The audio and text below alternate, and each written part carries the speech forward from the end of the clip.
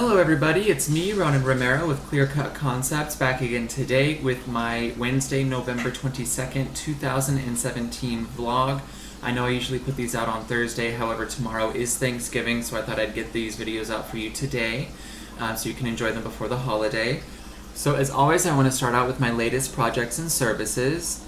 What I'm working on this week is I'm working on budgeting more time into my schedule to write new things. I haven't been writing a lot lately. I've been spending a lot of time just budgeting my day job with my website, my business, my channel, and just trying to make videos and get a lot of stuff out there for you guys. So right now I'm sort of working on budgeting more time for my writing to be more creative and creating and conducting more often.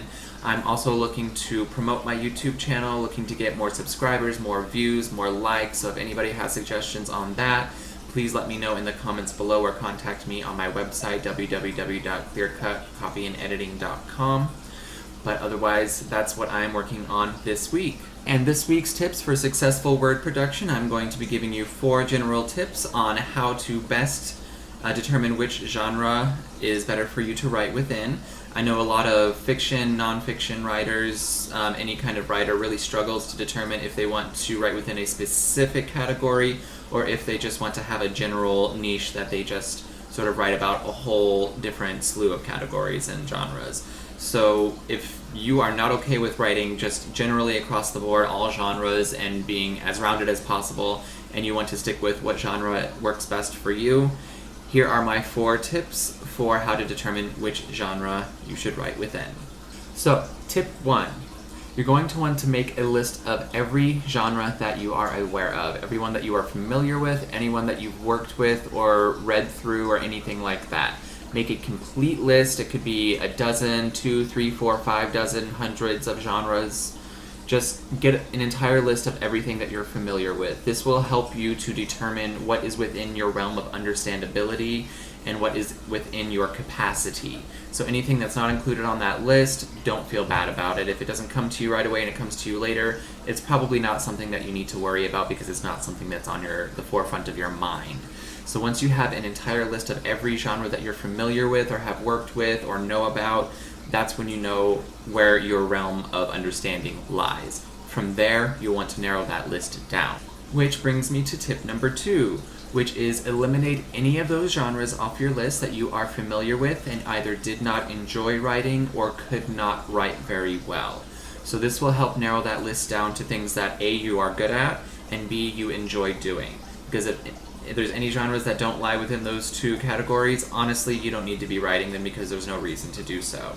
So that is my tip number 2, is to narrow all those down to either ones that you enjoy writing or ones that you know you're really good at writing. Now tip number 3 is to decide whether you would like to prioritize writing for fun or writing for marketability. Tip number 2 is, of course, narrowing everything down to what you can do and what you love to do. So tip number 3, and this is the tough one, is to determine whether you would rather write for fun or rather write to get your name out, to build your brand, to build your career, things like that. So anything that does not fall within those 2 categories, of course, you've already eliminated. Step 3 is prioritizing which ones matter more than the other. So in my line of thinking, I'm writing more for marketability, to get my career started, to promote my name, my brand, everything like that. Writing for fun is sort of something that I haven't really been doing lately because I've really been just building everything from a business standpoint and from a brand building standpoint.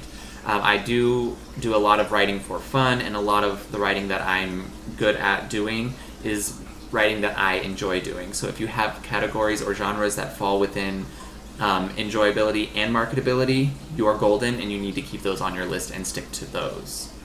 Now tip number 4 is going to be to combine what you have left or stick with a single genre.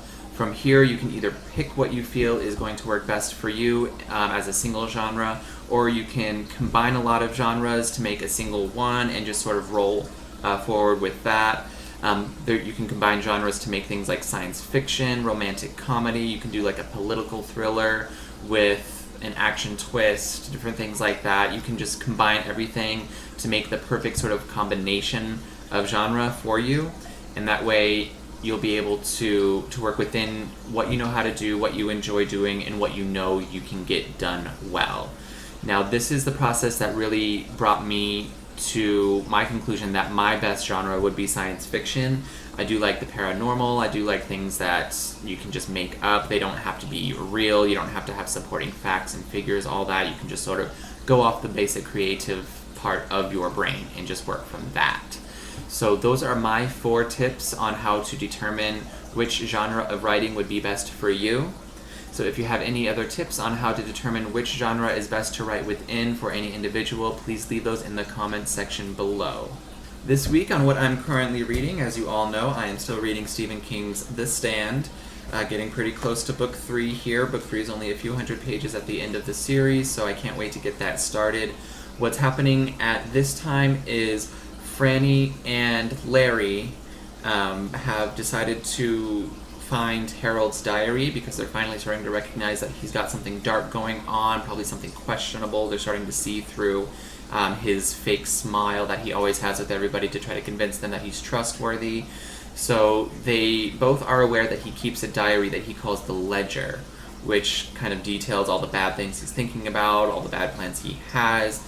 They know that he keeps it behind a loose rock in the fireplace, so they are currently planning on breaking in at some point and getting that diary to find out what exactly kind of dark secrets he's harboring in there. I'm kind of excited to see so as well, so I'll let you know how that's going. Besides that, the last time we saw Harold and Nadine, Harold was piecing together dynamite in his basement, very old dynamite that was leaking, so he was afraid it was going to blow up at any second. Nadine was, of course, just watching him do this. He told her to go away, and she didn't want to. She enjoyed being there during the dangerous part, I guess. So I don't know what he's planning with that, but I am excited to find out what he's planning with that. I know that him and Nadine are planning on heading west to the Las Vegas colony pretty soon here, so I don't know if they're planning some sort of sabotage or wanting to take out a lot of Boulder, Colorado people before they go. I'm really not too sure, but it's keeping me on the edge of my seat, so I'll let you guys all know how that turns out. Alright, I want to thank you guys so damn much for watching this week. This week's literary quote of the week comes from Ernest Hemingway. He has won the Pulitzer Prize for Fiction as well as the Nobel Prize for Literature. He's known for being an alcoholic and kind of not a nice person, but he's written a lot of really good pieces. I've only read one, I think, and this is my favorite quote by him. He has a lot of good quotes. Of course, this one is my favorite.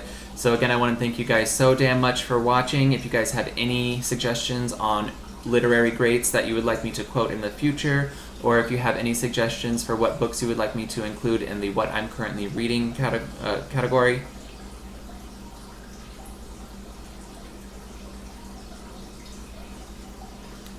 So again, I want to thank you guys so damn much for watching this week. If you guys have any suggestions on literary greats that you'd like to hear me quote, definitely leave suggestions in the comment section below. Otherwise, if you have any ideas of books that you would like me to include in future sections of What I'm Currently Reading, definitely let me know. Otherwise, don't forget to hit that subscribe button, and you don't want to miss anything that's coming up. I'm going to have videos for you guys every Wednesday/Thursday, depending on the holidays. Also, if you enjoyed anything that you heard here today, definitely leave a little love tap on that like button down there. And stay tuned because I'm going to have more stuff coming up for you. I'm also going to have my poem of the week posted with this video. And thank you guys so damn much for watching. See you all next week.